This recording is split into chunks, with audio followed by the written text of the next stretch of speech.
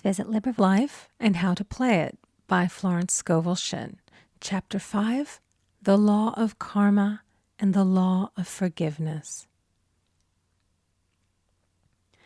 Man receives only that which he gives. The game of life is a game of boomerangs.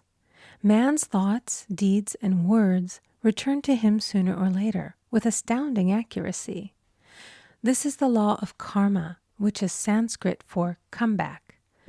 Whatsoever a man soweth, that shall he also reap. For example, a friend told me this story of herself, illustrating the law. She said, I make all my karma on my aunt. Whatever I say to her, someone says to me. I am often irritable at home when one day said to my aunt, who was talking to me during dinner, no more talk, I wish to eat in peace. The following day, I was lunching with a woman with whom I wished to make a great impression. I was talking animatedly when she said, no more talk, I wish to eat in peace. My friend is high in consciousness, so her karma returns much more quickly than to one on the mental plane. The more man knows, the more he is responsible for, and a person with a knowledge of spiritual law, which he does not practice, suffers greatly in consequence. The fear of the Lord, law, is the beginning of wisdom. If we read the word Lord, law, it will make many passages in the Bible much clearer. Vengeance is mine, I will repay, saith the Lord, law.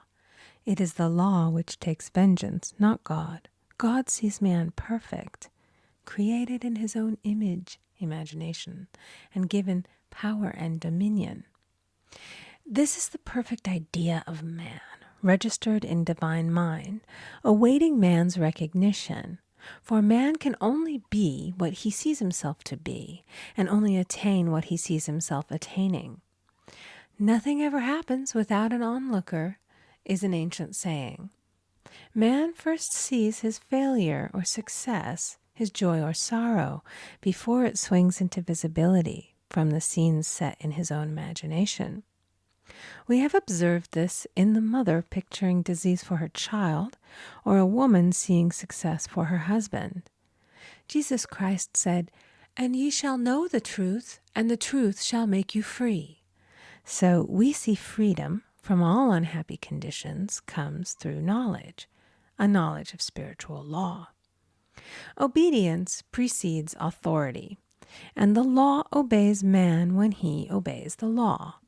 The law of electricity must be obeyed before it becomes man's servant. When handled ignorantly, it becomes man's deadly foe. So with the laws of mind. For example, a woman with a strong personal will wished she owned a house which belonged to an acquaintance, and she often made mental pictures of herself living in the house. In the course of time, the man died, and she moved into the house. Several years afterwards, coming into the knowledge of spiritual law, she said to me, "Do you think I had anything to do with that man's death?" I replied, "Yes, your desire was so strong, everything made way for it. But you paid your karmic debt. Your husband, whom you loved devotedly, died soon after, and the house was a white elephant on your hands for many years." The original owner, however, could not have been affected by her thoughts had he been positive in the truth, nor her husband, but they were both under karmic law. The woman should have said, feeling the great desire for the house, "Infinite intelligence, give me the right house, equally as charming as this, the house which is mine by divine right." The divine selection would have given perfect satisfaction and brought good to all. The divine pattern is the only safe pattern to work by. Desire is a tremendous force and must be directed in the right channels or chaos ensues. In demonstrating, the most important step is the first step, to ask aright. Man should always demand only that which is his by divine right. To go back to the illustration, had the woman taken this attitude, "If this house I desire is mine, I cannot lose it. If it is not, give me its equivalent. The man might have decided to move out harmoniously had it been the divine selection for her, or another house would have been substituted. Anything forced into manifestation through personal will is always ill-got and has ever bad success. Man is admonished, "My will be done, not thine." And the curious thing is, man always gets just what he desires when he does relinquish all personal will, thereby enabling infinite intelligence to work through him. Stand ye still and see the salvation of the Lord. Law. For example, a woman came to me in great distress. Her daughter had determined to take a very hazardous trip, and the mother was filled with fear. She said she had used every argument, had pointed out the dangers to be encountered, had forbidden her to go, but the daughter became more and more rebellious and determined. I said to the mother, "You are forcing your personal will upon your daughter, which you have no right to do, and your fear of the trip is only attracting it, for man attracts what he fears." I added, "Let go and take your mental hands off.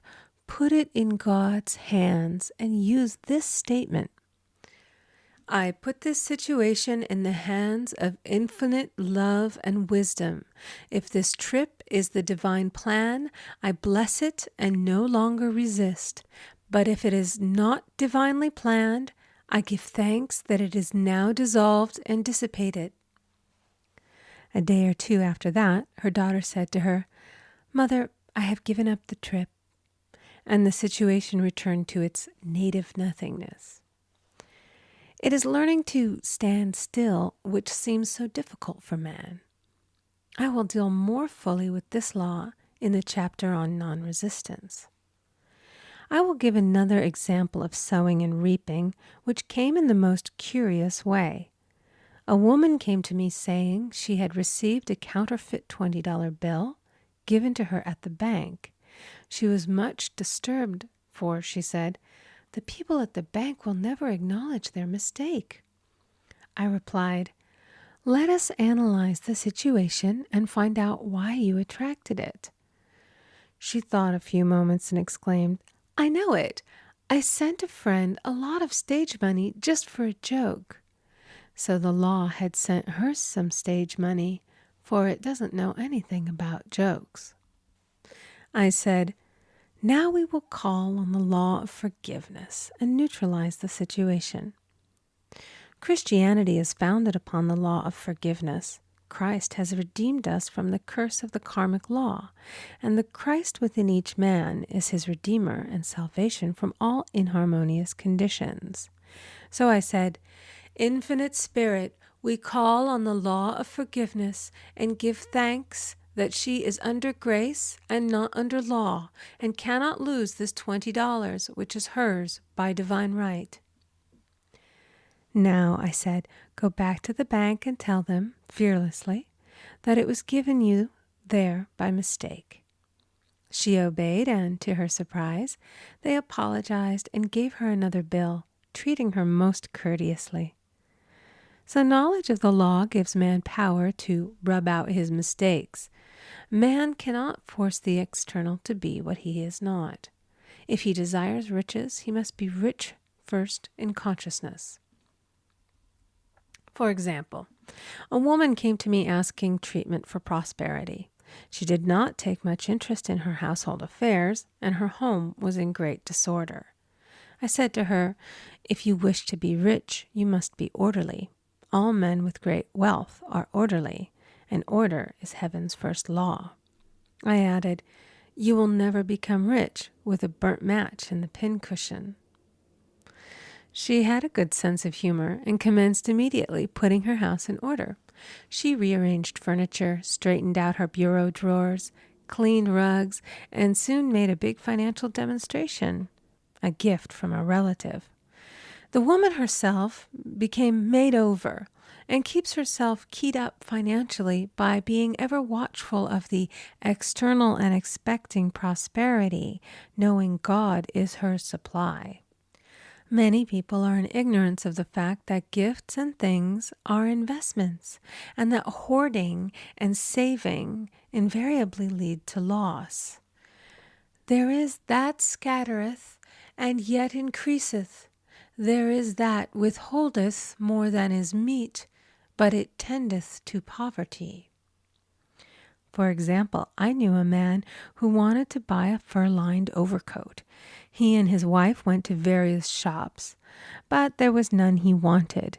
He said they were all too cheap-looking.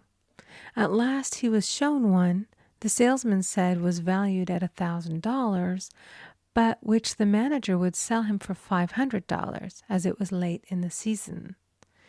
His financial possessions amounted to about $700. The reasoning mind would have said, "You can't afford to spend nearly all you have on a coat." But he was very intuitive and never reasoned. He turned to his wife and said, "If I get this coat, I'll make a ton of money." So his wife consented, weakly. About a month later, he received a $10,000 commission. The coat made him feel so rich, it linked him with success and prosperity. Without the coat, he would not have received the commission. It was an investment paying large dividends. If man ignores these leadings to spend or to give, the same amount of money will go in an uninteresting or unhappy way. For example, a woman told me on Thanksgiving Day she informed her family that they could not afford a Thanksgiving dinner. She had the money, but decided to save it. A few days later, someone entered her room and took from the bureau drawer the exact amount the dinner would have cost. The law always stands back of the man who spends fearlessly with wisdom.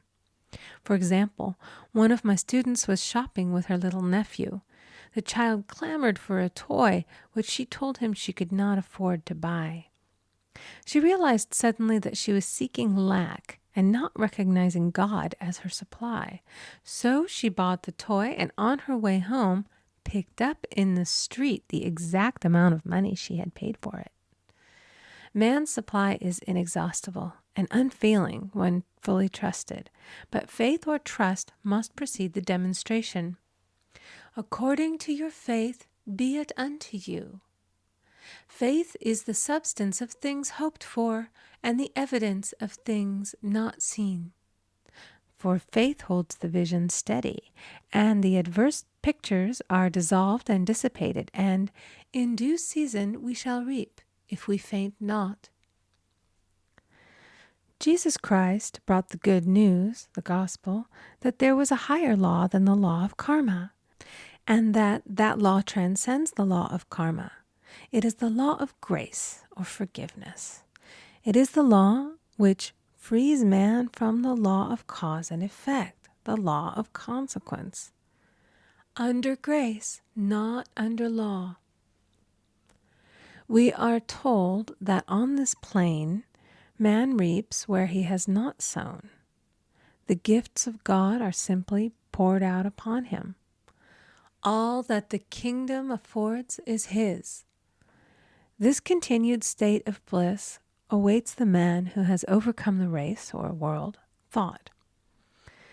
In the world thought there is tribulation, but as Jesus Christ said, "Be of good cheer, I have overcome the world." The world thought is that of sin, sickness, and death. He saw their absolute unreality and said, "Sickness and sorrow shall pass away, and death itself, the last enemy, be overcome." We now know, from a scientific standpoint, that death could be overcome by stamping the subconscious mind with the conviction of eternal youth and eternal life. The subconscious, being simply power without direction, carries out orders without questioning. Working under the direction of the superconscious, the Christ or God within man, the resurrection of the body would be accomplished. Man would no longer throw off his body in death. It would be transformed into the body electric, sung by Walt Whitman, for Christianity is founded upon the forgiveness of sins and an empty tomb. End of chapter 5. Recording by Amy Conger.